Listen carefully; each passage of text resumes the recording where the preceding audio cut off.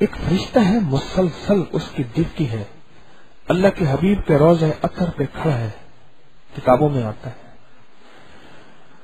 اور پوری دنیا میں جو شخص درود پاک پڑھتا ہے اللہ نے اس کو بیک وقت سب کی آوازیں اللہ نے سنوانے کی طاقت دی ہے، سننے کی طاقت دی ہے بیک وقت.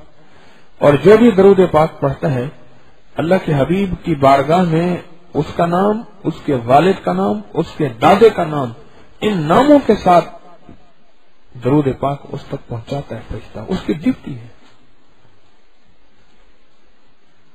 اس کی ڈیوٹی ہے.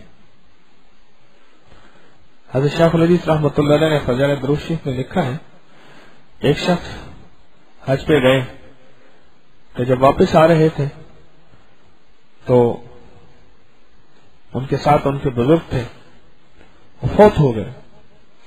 دیکھا تو ان کا پیٹ پھول گیا، چہرہ سیاہ ہو گیا، چہرہ سیاہ ہو گیا. وہ رونے بیٹھ گئے، اس کو کپڑے سے ڈھانک دیا. تھوڑی دیر ہوئی، خواب میں دیکھا کہ ایک ہستی آئی اور آ کے ان پہ ہاتھ پھیرا اور ان کا چہرہ نورانی ہو گیا اور پوچھا کہ آپ کون ہیں؟ اس نے کہا میں تیرا نبی ہوں، میرا نام ہے محمد صلی اللہ علیہ وسلم. میں ان کی کیا نیکی تھی؟